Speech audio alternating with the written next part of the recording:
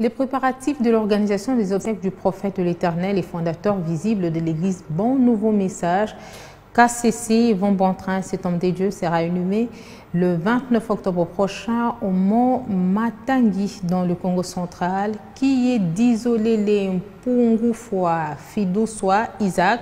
Et quelles sont ses œuvres? Éléments des réponses dans ce reportage.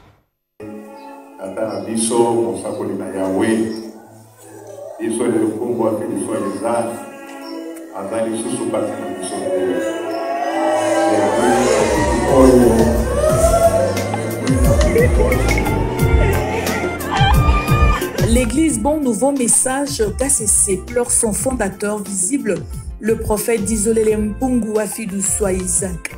L'homme de Dieu s'est éteint le samedi 20 août 2022 à l'âge de 92 ans. Le prophète d'Isolé quitte la terre des hommes après 67 ans de vie sacerdotale.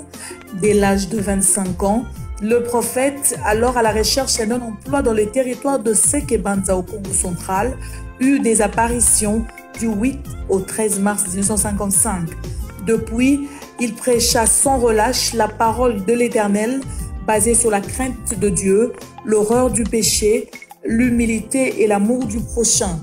Le 12 avril 1958, à travers une autre vision, la spécificité du message reçu 3 ans plus tôt lui sera révélée par 3 lettres prophétiques, le KCC, traduite par lui-même l'Éternel Dieu dans la langue maternelle du prophète, le Kimanyanga on, Nkanda Wambote Wampa en français, Bon Nouveau Message. Par inspiration divine, l'homme de Dieu, le prophète d'Isolé Mpungu Afiduswa, recevra en 2003 un oracle stipulant « Quels que soient les miracles qu'il opère, un homme ne peut être Dieu ».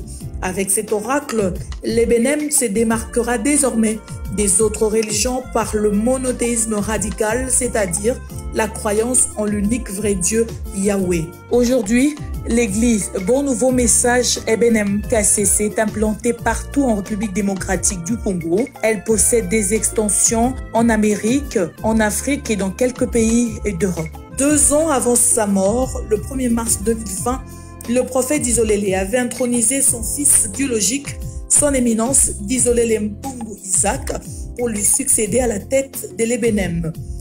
Partout dans l'église, les fidèles éplorés KCCistes se mobilisent en vue d'offrir des funérailles dignes à leur père spirituel. C'est sous le mont Matangui, en territoire des cataractes dans le Congo central, que le prophète d'Isolé sera inhumé.